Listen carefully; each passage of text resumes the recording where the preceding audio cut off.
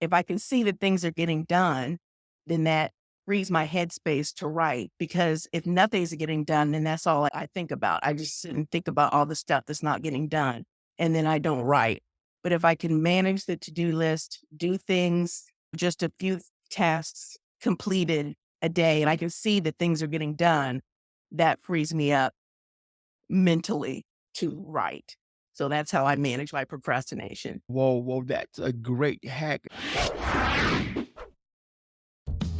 NL Publishing Service Academy proudly presents Listen Up, I Got a Story to Tell podcast with literary success consultant DK Walker, sharing with you writing tips, marketing ideas, publishing information, and inspiring interviews for your author journey. So, without further ado, let's get right into it with DK Walker. How's it going, everybody? I am DK Walker, and this is Listen Up, I Got a Story to Tell podcast. Today, I am joined by author Angela Henry. Thank you for joining me, Angela Henry. How are we doing today? I'm doing great. Thanks for having me on the Oh, show. pleasure's all mine, ma'am. Before we get started, I had you fill out a brief questionnaire about the things that you didn't like about writing, and you said actual butt in seat. Do you care to expound upon that, please? Yeah, as an author, you have so many ideas swirling around in your head, and you just want to get them out onto the paper as you type. But the actual sitting down and writing can just be so tedious and time consuming.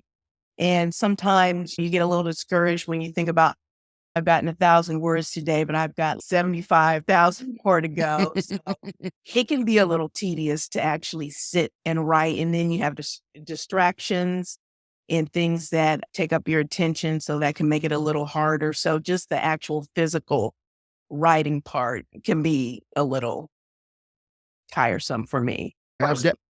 No. That's, I think you speak for the one of many. To actually, people hate to be confined, right? It's just you and your laptop and your thoughts. That's a very lonely world that we as authors Absolutely. partake in. There was something that made me invite you to be a guest on my show. There's something that you shared on TikTok, and I thought it was quite profound. I want to remember it without actually going to your account and reading it. You said something to the effect about being productive in spite of procrastination. Do you remember that post? Yes, I am a huge procrastinator. And what I found was, because I've been struggling to figure out ways around it and be more productive. So Okay. what I found for me personally is that I'm a person who, if I have too much to do, if my to-do list is too long, I'll just shut down and none of it gets done because it just becomes so overwhelming to me. So I discovered if I everything down into bite-sized pieces, like maybe accomplish 2 or 3 things per day.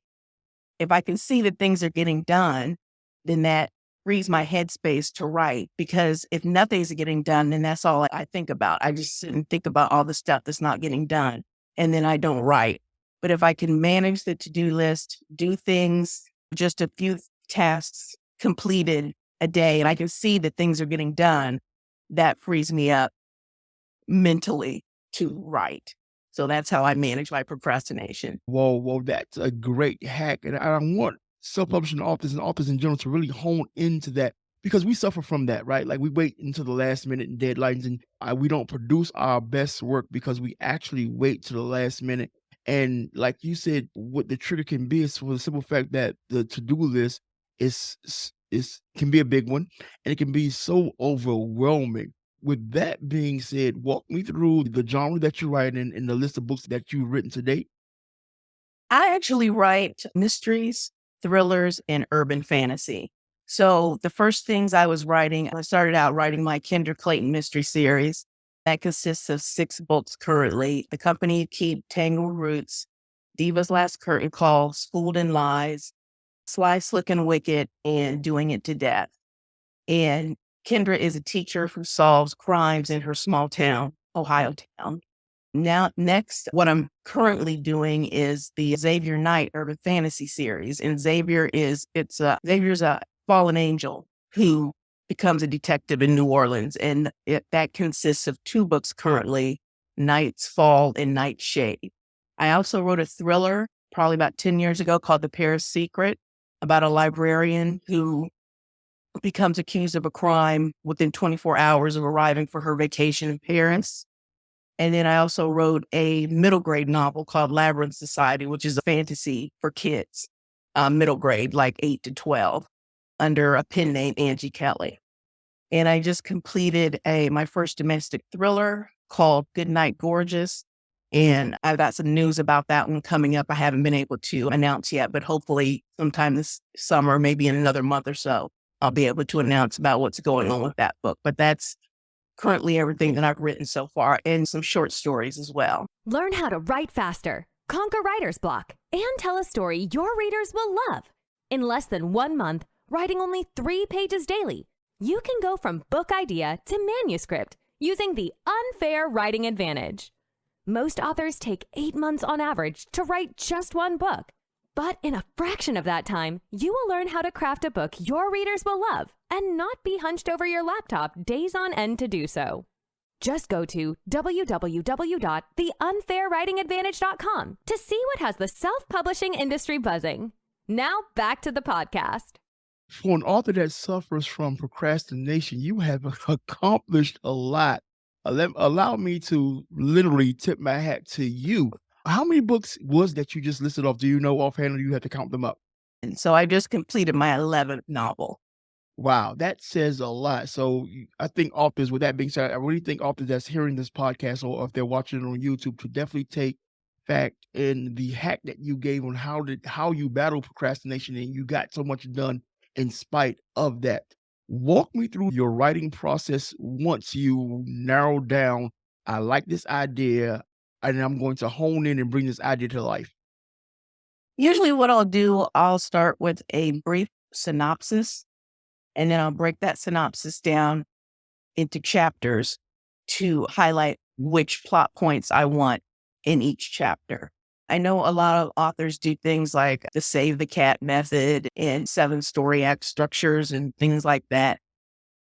I'm not that organized. So all I do is I write from a synopsis, and it takes it from the very beginning all the way to the end.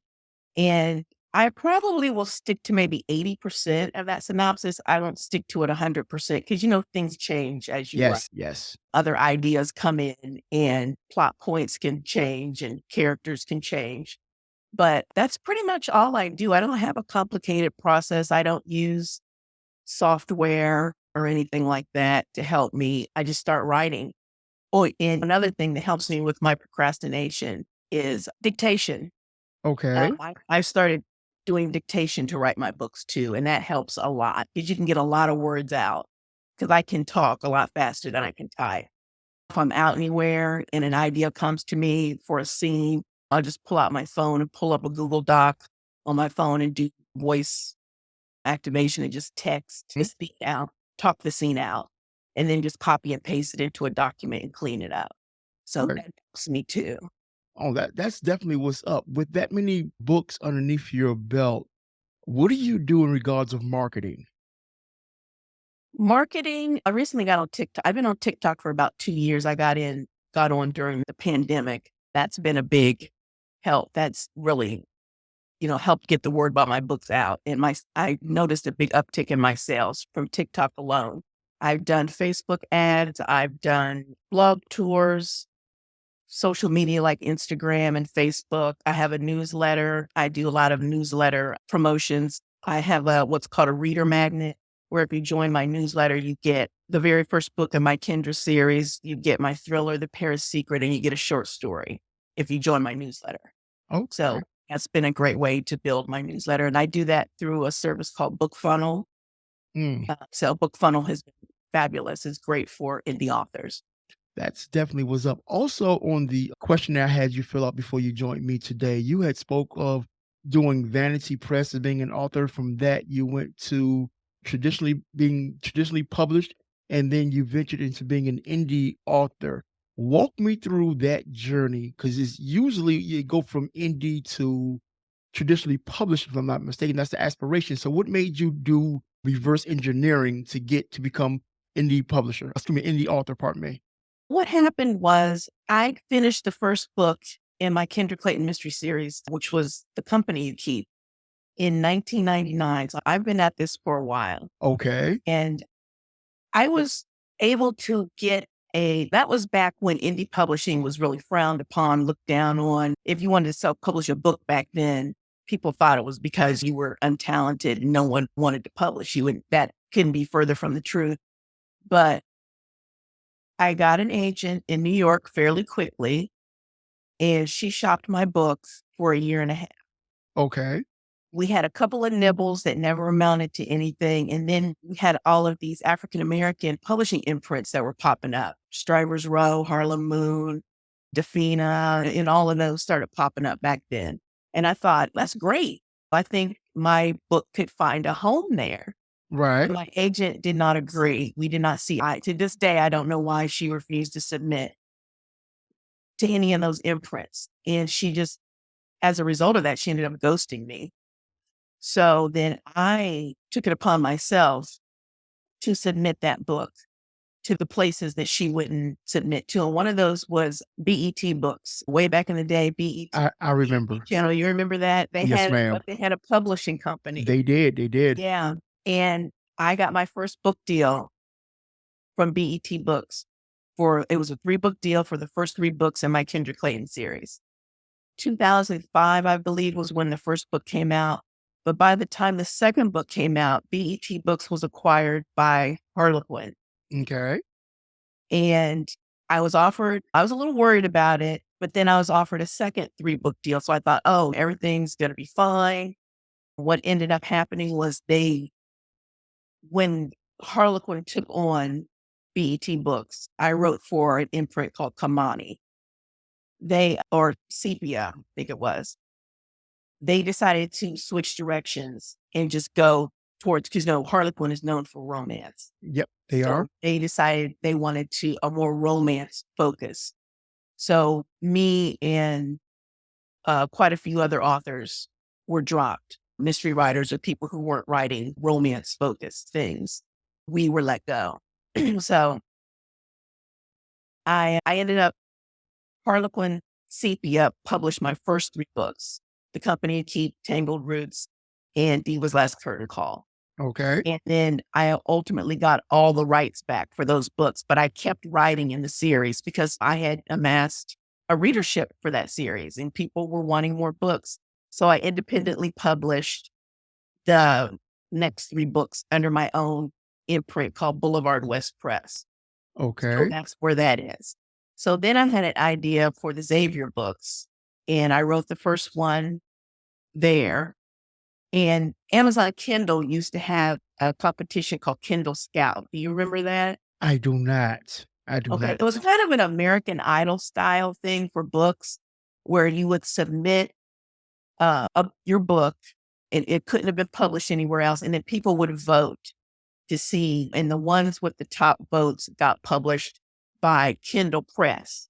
Okay. So fortunately, my first Xavier book, Night's Fall, was chosen to be published by Kindle Press.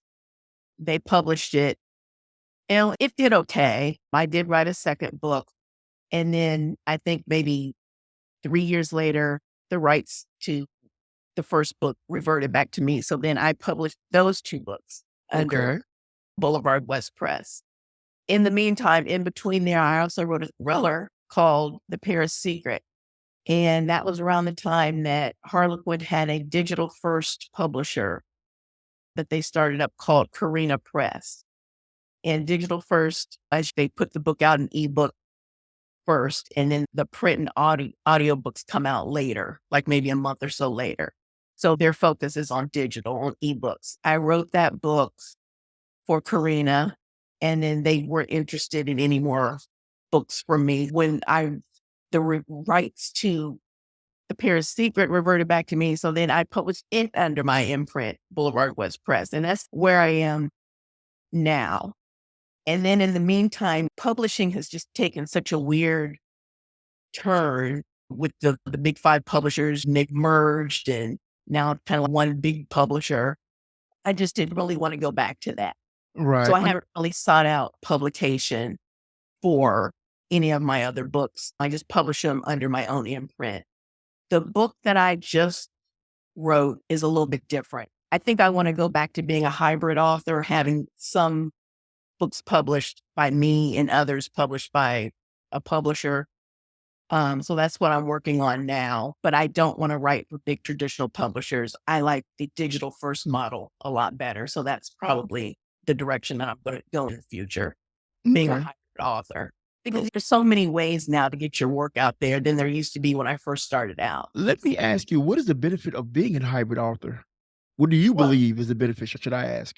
I like being a hybrid author because I still have control over the projects that I want to Right. publish. It used to be if you were with a publisher and you had an agent, you couldn't self-publish. I've heard of authors who wanted to self-publish who got dropped by their agent because they're like, why am I here if you're publishing your own stuff? There's no point in me working with you if you're just going to publish your own stuff. But now things have changed and now, you can still publish your own work and still work with the publisher on different projects. So Okay. you could have the best of both worlds is what I think the benefit for me is. Okay.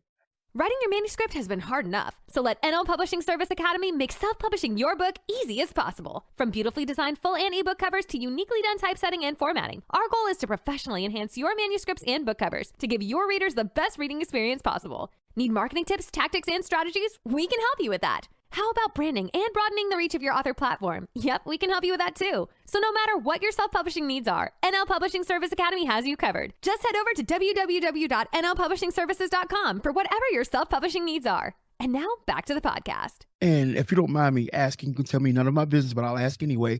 Which is more lucrative, publishing your own books or being assigned to a company and going through them and having your books published? It depends. There are a lot of indie authors out there that are killing it, just making 6 and 7 figures. And for them, I see no upside to them being with a traditional publisher. But sometimes the opposite can be true. You could thrive being published with a publisher Okay. and build your readership to the point where you're like, I'm just going to start publishing my own stuff because I built my readership being traditionally published. So now I'm going to do my own thing. So I guess it all depends on your circumstance. Which one Gotcha. would be better? Got you. I have a game, if you don't mind me playing. It's called Yes or No. I'm going to ask you 4 questions. You can answer, if you don't mind, yes or no Okay, to each of those questions, and then you can expound upon your answer. sure. Cool, cool. First question. Can you call yourself an author if ChatGPT writes your books? Oh, yeah. I'm going to say no to that. No. Okay. If something's writing it for you, then you're not. Maybe if it's writing it for you and then you're going in, putting your own spin on it or rewriting it in your voice, maybe, but I think on a whole, no.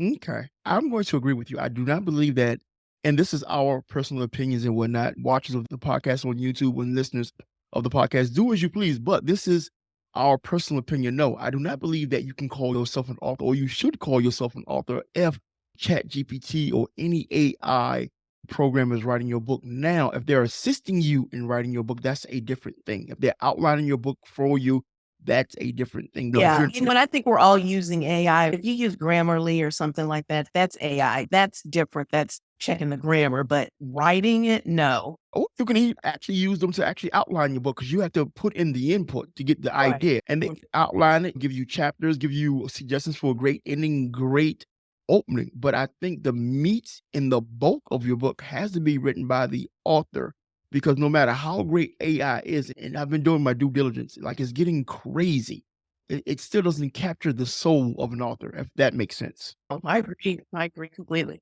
Cool. Second question. Should authors write in multiple genres without mastering at least one first?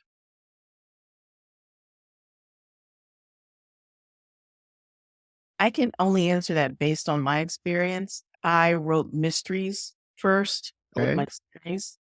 So I think I got pretty good at that and decided I wanted to branch out into urban fantasy. But I will say this, I may not have written urban fantasy before I wrote my urban fantasy, but I watched a lot of urban fantasy and I Okay. read a lot. I think at the very least, you should be very well read in the genre that you want to write in. Okay. Okay. And how do you, let me follow up question.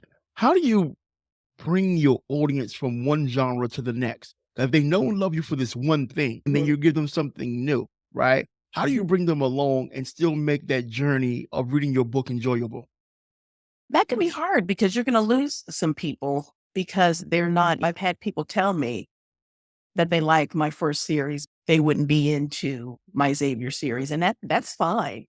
I think there are readers of mine who will read everything, no matter what the genre, Okay. because they've enjoyed. And then I've had some who've enjoyed my Kindred series who have picked up my Xavier series and enjoyed both of them.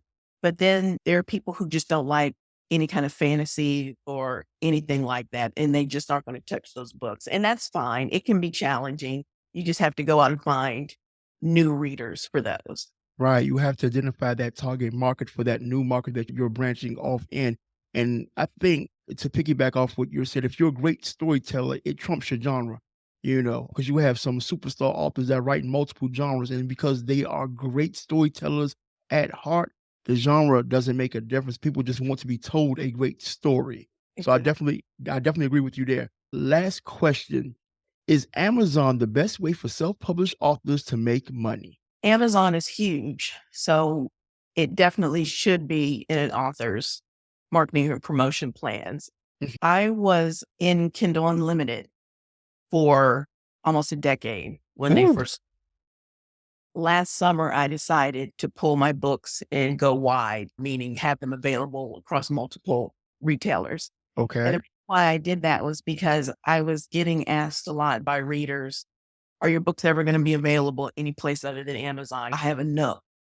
Or I read my books on Apple. And then I would have to say, no, they're available on Amazon. And I just lost some sales there. I've heard of indie authors that do very well on Apple, do very well on Kobo. So I would definitely say Amazon is big and it should definitely be a big part of your marketing and promotion. But I'm not going to say it's the be all end all because there are authors who are doing very well. There are authors who are doing very well just with their ebooks or with their audiobooks. They're not the only game in town. Don't discount them.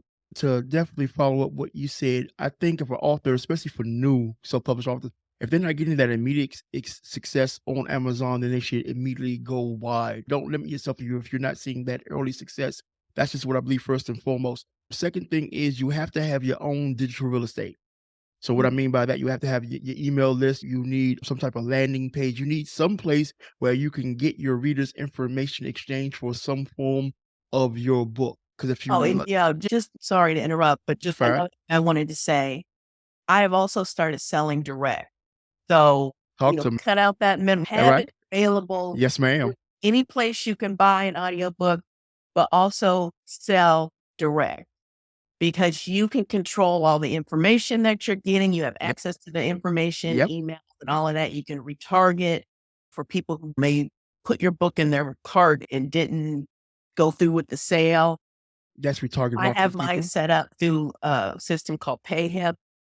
And then when someone purchases directly from me, the audiobook is delivered to them by the service I mentioned earlier, Book Funnel. Gotcha. So yeah, I just got into that. And yeah, I think we should all exploit selling direct. See, I'm a firm believer in things happening for a reason, not coincidence. I don't know if you watch my message. That is my message. We control the product. The books is a product. And I think authors, they'll just be happy to be published, not understanding. Just like a grocery store controls the pricing of the food that's in the grocery store, we Mhm. control the pricing of our books.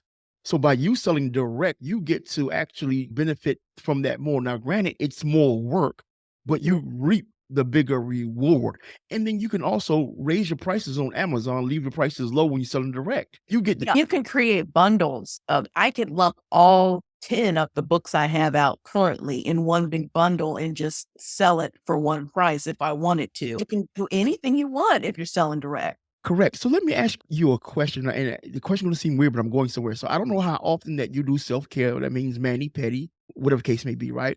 But anytime that you do self-care, it's a rarity. They only offer you one service, correct? So most authors, most self-published authors, we make the mistake of selling just one book at a time. When if you ever been to a bookstore, you'll see people that love books have 3, 4, 5 books in their hand at one time.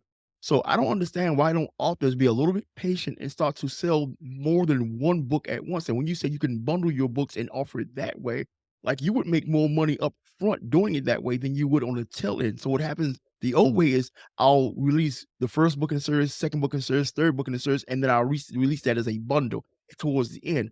Why not be patient and release it all at once? Is my question Yeah, not only to you, but to other authors as well. yeah, you can definitely do that. The possibilities are endless. Currently, I have a 6-book box set for my Kinder series. I also have 2 smaller box sets of 3 books, books 1 through 3 as a bundle and books 4 through 6 as a bundle.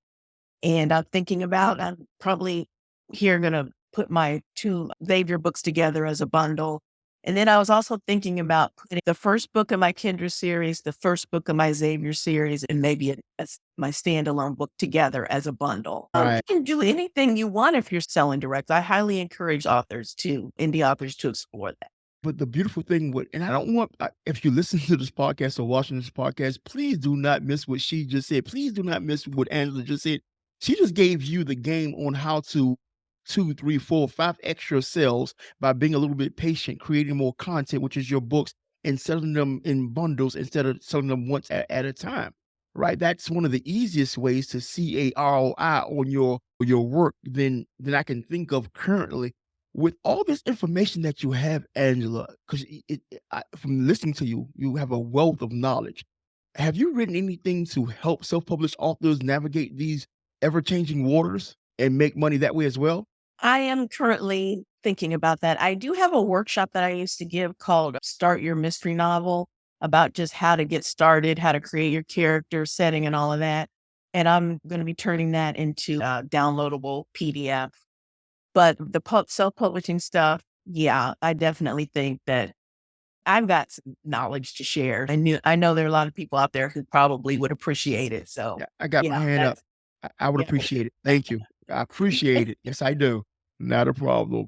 Before I let you go and get out of here, any advice to up and coming authors that's really struggling to connect the dots, that the one piece of information that you would give them would actually help them get over the hump, the self-publishing hump? Just learn the industry, learn the business. When I first started out, when I was talking about that being published by that Vanity Press one, I look back on that book and I still cringe, but it was a learning experience. And the reason why is the book was called, my first book, The Company You Keep, was originally called The Pleasure of His Company. And it had if you would have looked at that book and not known what it was about, you would have thought it was a romance because Okay. the cover was not on trend to what was selling in that genre. Currently, the title wasn't, anyone would have thought it was a romance, but I didn't know that because I didn't have the experience to know that. Look at what's selling. Look at the Amazon bestsellers. Look at the covers On it. because Speak on it. they tend to have the same types of covers, Yes, the ma'am. same types of titles. Yes, You ma'am. kind of have to take yourself and what you want out of the equation and look at what's selling. She read my mind. I picked the cover that was on that Vanity Press book because I thought it was pretty, and it didn't have anything to do with the genre that I was writing in. You have to study that. You have to see what's selling, what's on trend. And I'm not saying don't write the book of your heart. Absolutely do that. But when you're going to market it, you have to position it to be competitive with what's already selling. And I stay on that Amazon bestseller list looking to see the books that are in the top 100, how they're being positioned. Go on TikTok.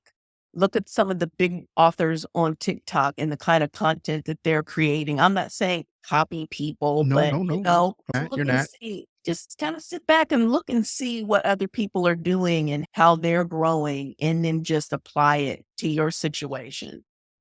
That is the best advice you can give self-publishing authors and authors in general. Go study success, like in a nutshell. Yes. So if you like Stop wasting creativity on being original, right? When you separate yourself from other authors is what you write, not what your book looks like, not the title of your book, not the blurb or synopsis of your book.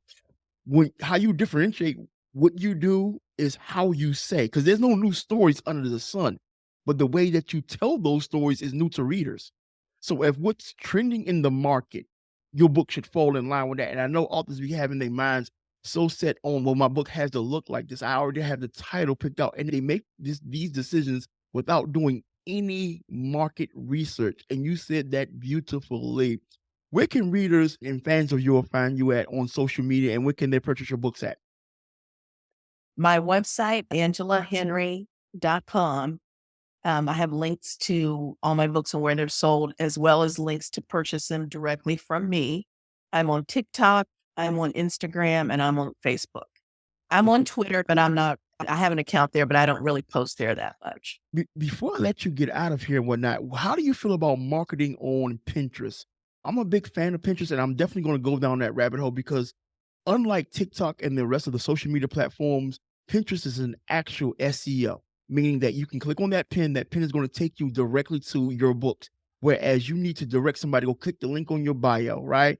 And other social media platforms actually frown upon users leaving their platform, whereas Pinterest is designed for you to leave. Just like if you was to go search up a book or search up a title on Google, whatever the case may be, right? Pinterest is designed for you to leave. It's not designed for you to stay. It's a design for you to be inspired. It's also designed for sales. I don't think enough self-publishing authors is really tapping in on Pinterest. That's just my personal opinion. Pinterest is something that I have really been wanting. I have an account and have pretty much done nothing with it. And Pinterest is something that I'm definitely going to get into because I see huge potential On pot- Pinterest. Yes, So ma'am. Pinterest is definitely something I'm going to be exploring further in the future. So I'm gonna let you know now, right? I'm going to start to stalk you. I'm going to be in your DMs because take it how you want to take it. Look, I thirst for knowledge, and I believe in sharing knowledge because I don't. When I first started writing was eons ago when I struggled. It was like learn this, watch this many videos. I was just like it was a battle, and so the reason I do what I do because I don't want other authors to struggle if they don't have to. Yes, we all have to learn, but we don't have to learn at a steep learning curve such as myself when I first got started 15 years ago. With that being said, bless your beautiful heart for coming on the podcast. You have made my Well, day. thanks so much for having me. It was wonderful talking to you today. No, the pleasure's been all mine. You are a wealth of information and knowledge. You think I'm joking, but I'm going to bother you a lot. I'm just giving you a heads up on air. So when you see me in your DMs, like, oh God, DK, I talked to you 10 minutes ago. I answered all of your questions. What do you want? But No problem at all. and I'll say this before I let you go and bring this great episode to a close. Authors, if you happen to have somebody in your circle that has more knowledge than you, more information than you, then you hold on to them. Don't be a pain in the butt. Don't bother them. But you cannot go far if you are eye level with your other authors or they're below you. You got to have somebody in your circle that's doing better than you to pull you up and help you to grow. So if you don't take anything away from this podcast, go find yourself an author that's doing 10 times better than you, right? Don't think that they won't help you because they will, because they understand the struggle. If I'm wrong, please correct me. Oh, absolutely. Absolutely. Because that's how I learned. I had some mentors. Mostly, I'm also a retired librarian. I had research skills on my side too, but absolutely ask. Yes, you're right. Closed mouth never You're get not going to fed. know unless you ask. That's 1,000%. So look, I thank y'all for tuning in. I am DK Walker. This is Listen Up. I Got a Story to Tell podcast. I've been joined by Angela Henry. If you're listening to this on Apple Podcasts, leave me a review. If you're watching this on YouTube, like, comment, and share and subscribe to my page. I will catch you great people next week.